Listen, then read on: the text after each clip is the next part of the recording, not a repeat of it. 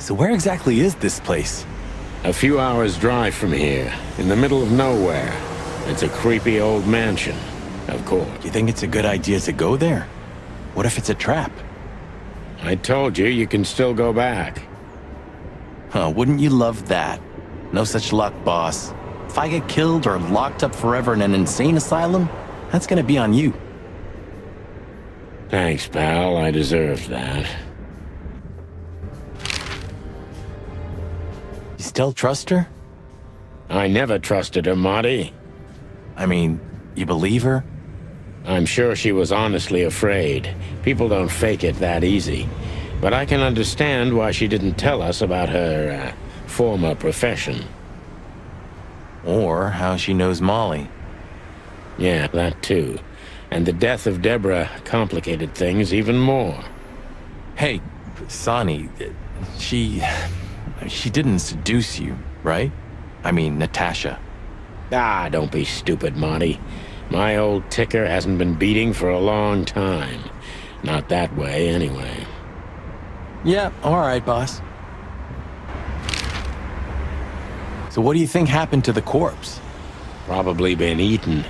Horrible to think about, but even if half of what they say about the hive is true, starvation, riots, arson, predation. You're telling me. Makes my feathers stand on end when I think about what goes on in there. And we pretend we don't know about it. As if Roachtown isn't even part of Clawville.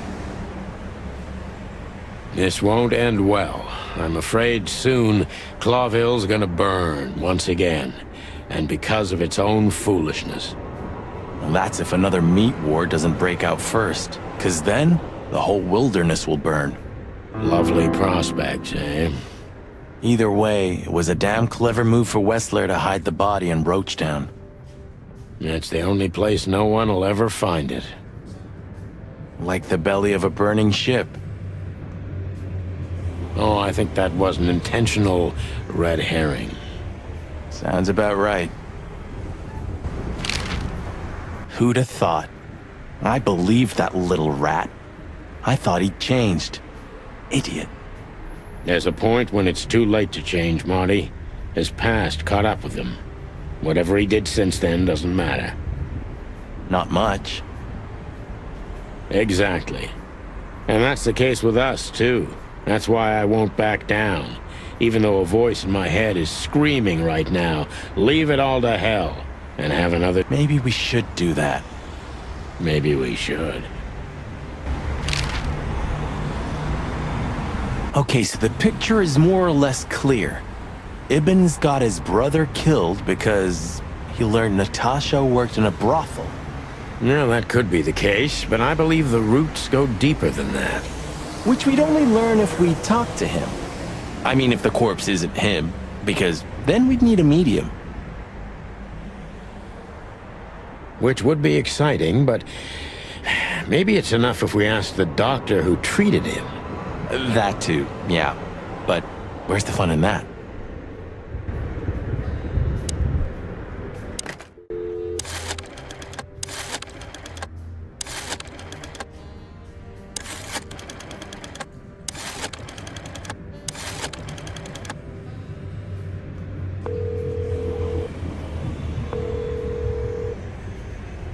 Hello. You've called the Let There Be Peace Forever mental institution for ill and damaged minds. What can I do for you, sir? Or madam?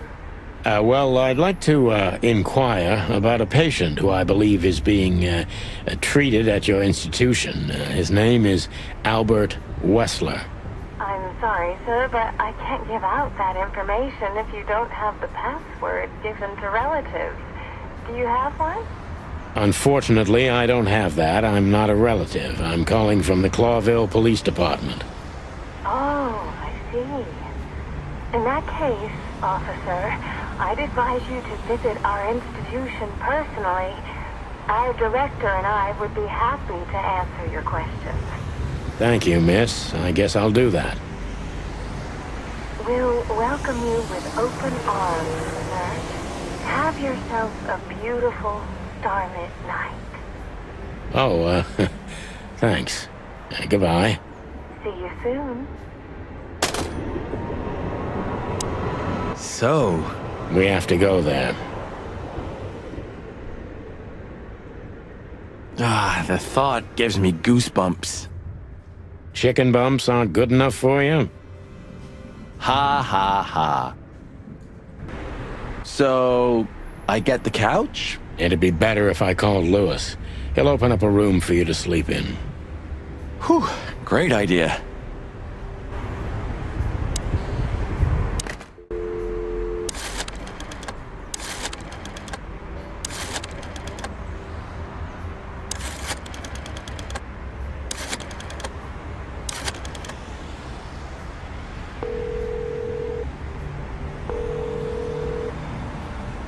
Hey, Lewis, it's me again.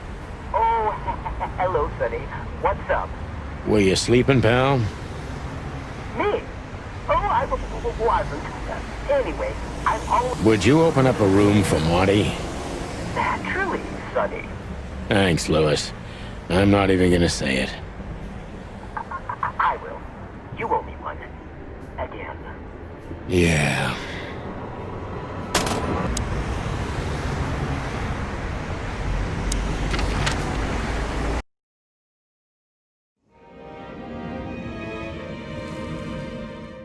Honestly, I wasn't expecting anything good, but Ooh, just like a horror movie.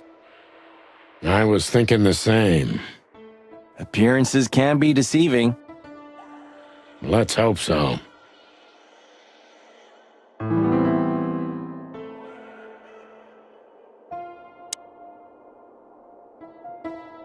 Of all the great wild ones, Greetings, miss. is it really you? Well, yes. Yes, it really is you, the chicken police. I'm afraid so. Of all that's furry and plumy, that's fantastic. Oh my goodness. Miss, we'd like to ask... Please, don't be scared. I'm just really excited. You know, I've read every book about you and your adventures, and I even collected newspaper articles when I was a little girl. Indeed. You can't imagine what an honor it is to meet you in person. We really... Oh God, oh God, oh God. Take a deep breath, Miranda. Take a deep breath. Are you okay, miss? Yes, I am. I just needed some air. So, dear detectives, Santino and Martin, what can I do for you? Well, miss, we have some questions, if you don't mind. I'd love to answer all of your questions, detectives.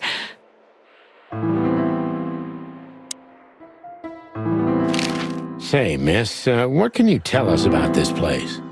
Our institution was standing even before the Great Meat War, and during the war, it was transformed into a military hospital. Since then, we're relentlessly working on treating injured minds under the leadership of Dr. Quetzel, the famous specialist. The place seems pretty empty. Do many people work here?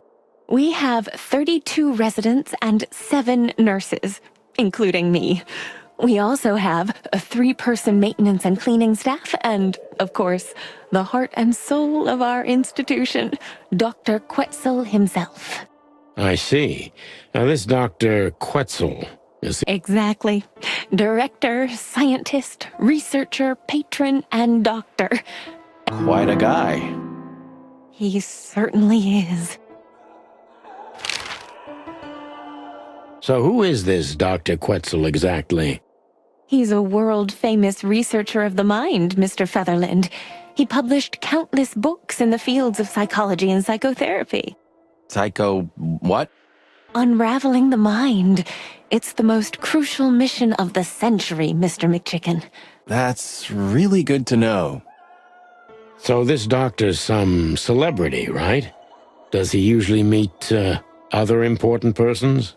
I'm not sure I know what you mean. Well, like, Mr. Hobart Wessler, for example. Ah, yes. That's something you should ask the doctor himself, but unfortunately, I don't think he has time right now.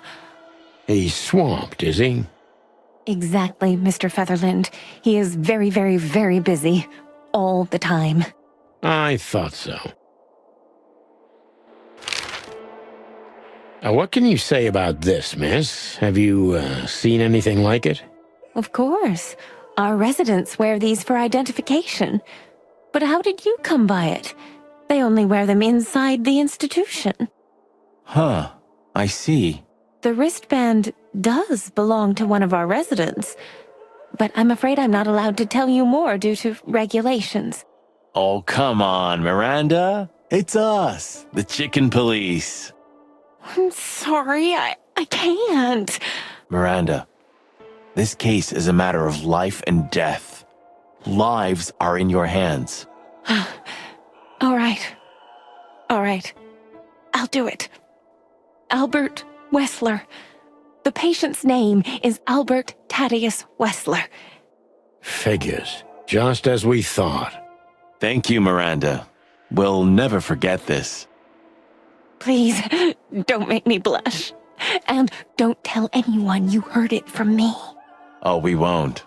I promise.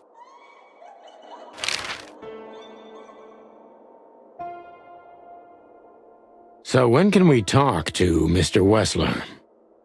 I need to ask Dr. Quetzal. Please wait here. Thank you.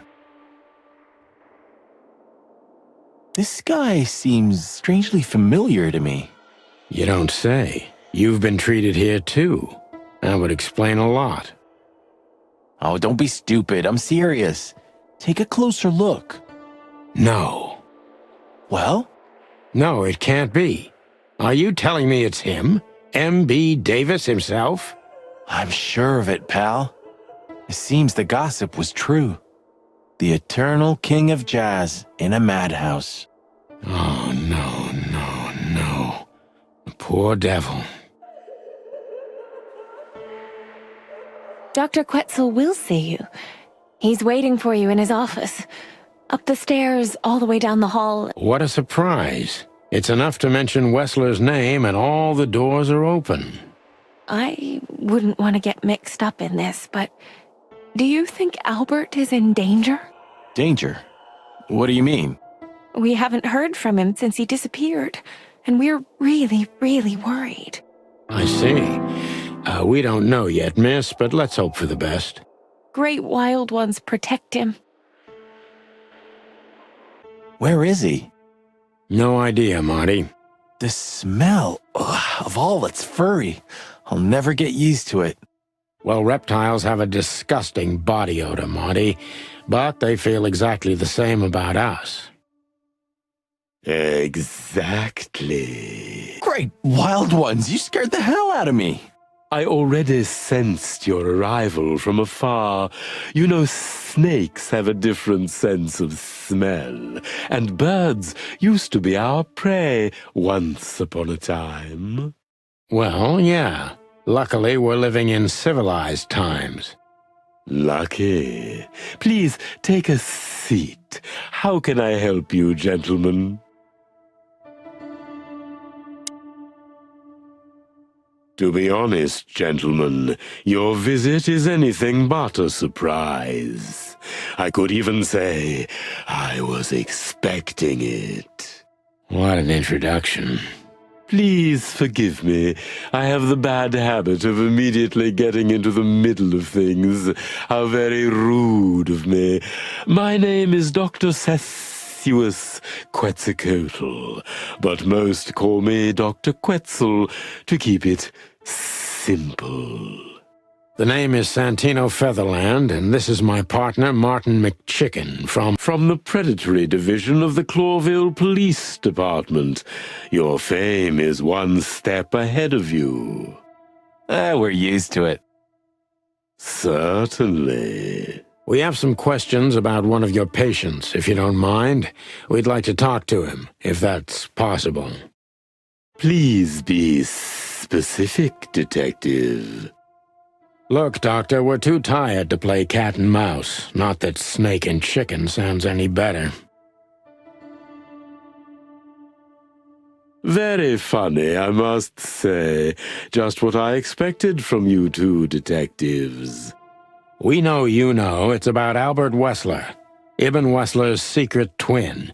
Ever since we've said his name, all the doors have miraculously opened. That's what we call a bullseye. Well, yes, why should I deny it? We're talking about a rather illustrious patient here, who's also a very particular medical case. Now, that's much more interesting. So, are you willing to talk about him? Because Albert, regrettably, has disappeared, and you are police detectives, I have no reason not to talk to you. Of course, I'm at your service, but Not even if it's a matter of... everything's a matter of life and death in here, detective. This is a hospital, even if it's primarily for the mind, not the body.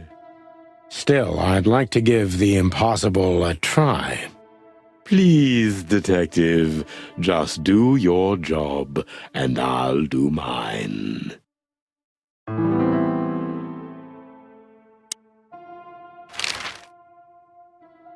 How long was Albert a resident of the institution?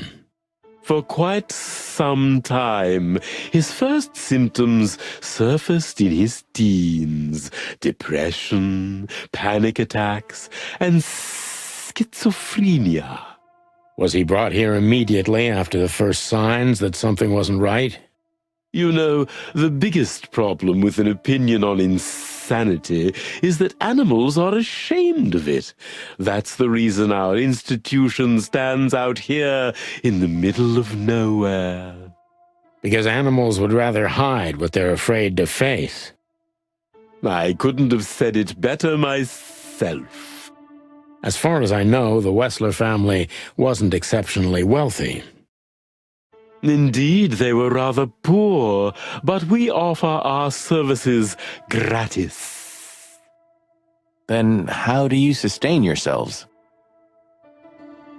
By the grace of the treasury of King Hector III, of course. I wouldn't have guessed that. My family and the royal dynasty had always been on good terms, Mr. Santino. What kind of a place is this exactly? I assume it wasn't built as an insane asylum. It used to be a mansion. Construction started during the occupation in 622. Then it stood empty for almost a century, until finally it went to the crown of Clawville when Hector's great-grandfather took the throne. The rest is history. How long have you been working here? I've worked here for more than 30 years, but it's been in my family's possession for almost 150 years. So if I count correctly, as soon as it went to the crown, it was seized by your family. That's almost accurate, Mr. Featherland. What a lovely inheritance. Tell me, Doctor, do you know Madame Zavas?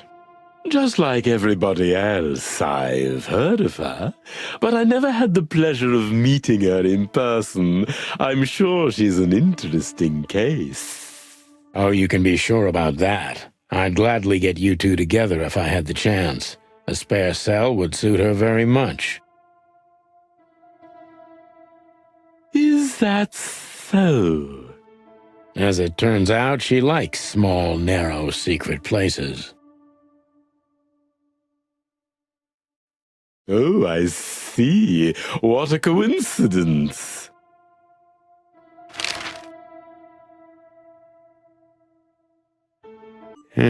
Dr. Quetzal's a real mystery.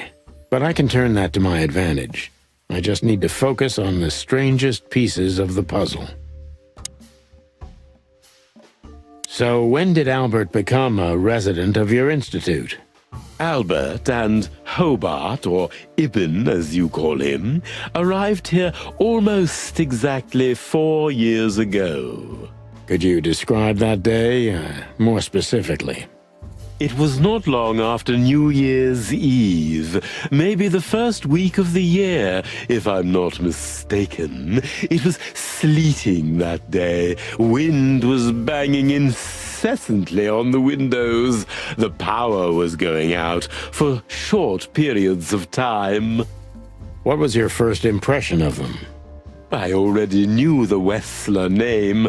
I knew who they were. Or at least I knew one of them, Hobart Wessler. He was famous. Gangster, moneylender, celebrity, lover. And Albert?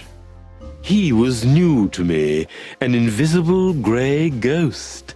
The family had tried to keep his existence a secret. Why? Because they were ashamed of him, of course, Mr. Featherland. That's how it usually is. What was your first impression of him? He was silent, but observed everything that surrounded him. His eyes were constantly moving, never stopped for a second. Was he afraid? I wouldn't say so. It seemed to me that he wanted to move into our institution voluntarily.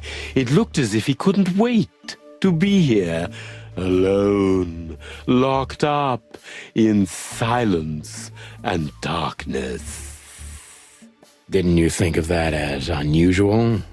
Of course I did, but who am I to judge? It was rather special treatment.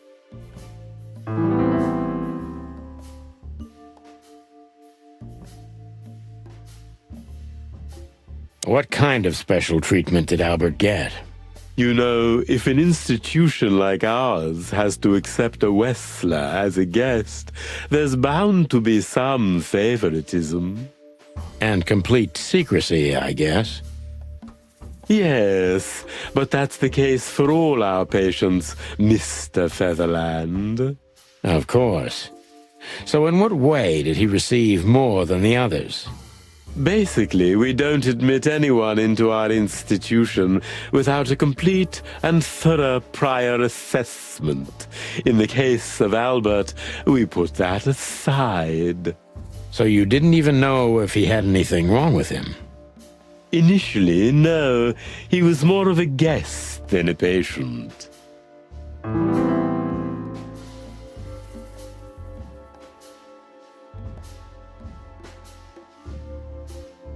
How did you see Albert when you first met?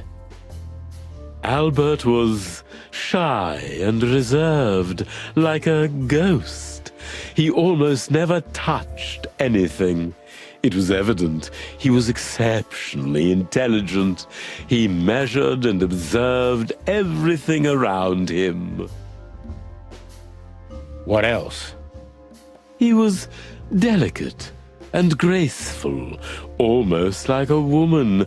Yes, he was rather feminine. He was an artist, Mr. Featherland, a magnificent painter, and rather good writer, too. Sometimes I even heard him sing. Why did he have to be locked up? I asked the same thing at first. Are you telling me Albert had multiple personalities? We found out very quickly that there was no other reason for the cause of his seizures. He had a cold and calculating personality who sometimes, especially on stormy days, took the reins over their shared mind. He had these seizures from the beginning. Yes, Mr. Featherland, but they started to intensify after Albert left our institution for the first time. He did what? Left the institution? More than once?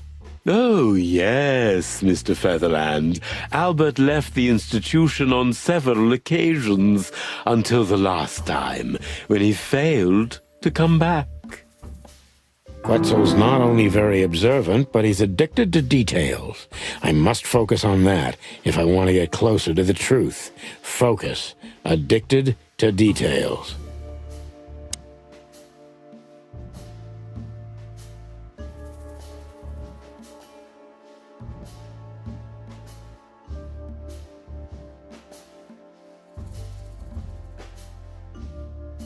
So Albert could just walk in and out. Far from it, Mr. Featherland, though Mr. Hobart Wessler had appeared on many occasions and took Albert with him. At those times, he usually brought him back the same day, or the next, at the latest. What was the purpose of these outings? Albert Wessler was working on a painting, Mr. Featherland. Oh, yes, the painting. It's all starting to come together now. So, you've heard about the painting? Sure I have.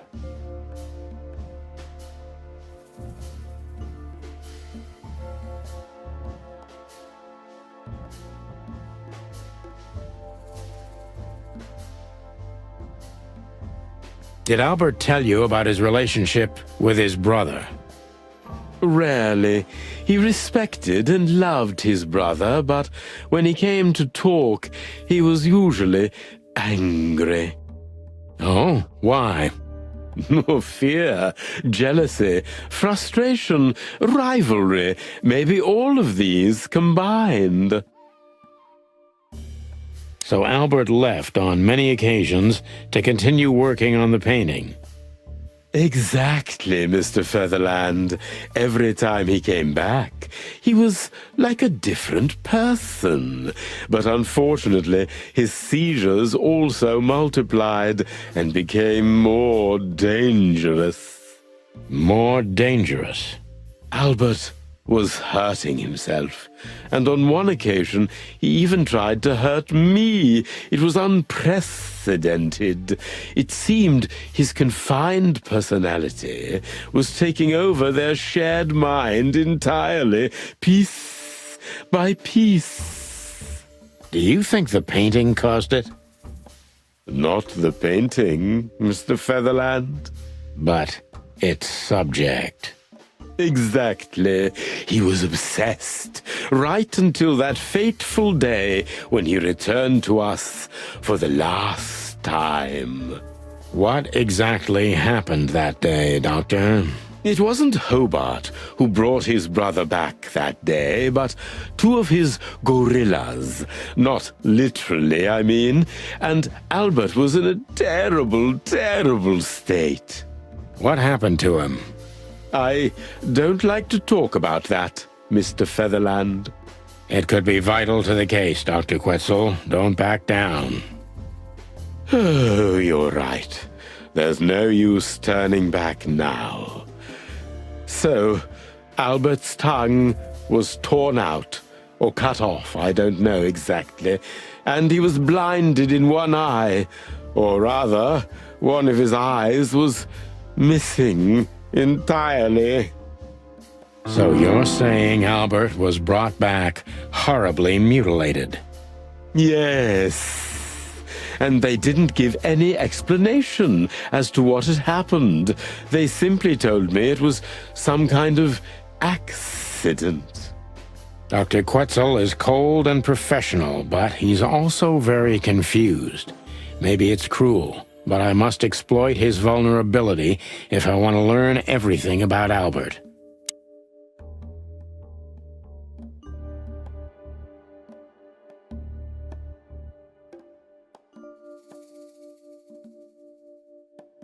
Maybe it's not easy for you to talk about it, but did you examine his wounds thoroughly? I'm not that kind of doctor, Mr. Featherland, but even I could determine his tongue was either cut out or bitten off, and his eye was gouged out. He also had several broken bones. But there's no doubt it wasn't an accident. I don't believe it was, Mr. Featherland.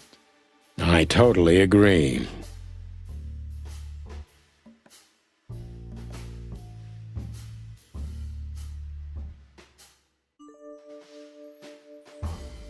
Pull yourself together, Doctor. What was Albert's condition after the incident? Mind your tone, Detective. Sorry, Doc, but I can see you're disturbed by these memories. How could I not be? I'm not a monster. We're talking about a mutilated animal here. So, what was he like after the incident? Even more silent than ever. No surprise, I suppose. He was not only silent in words, but also in his soul and spirit. What do you mean by that? He never painted anything again, and his seizures completely stopped. That didn't get me far.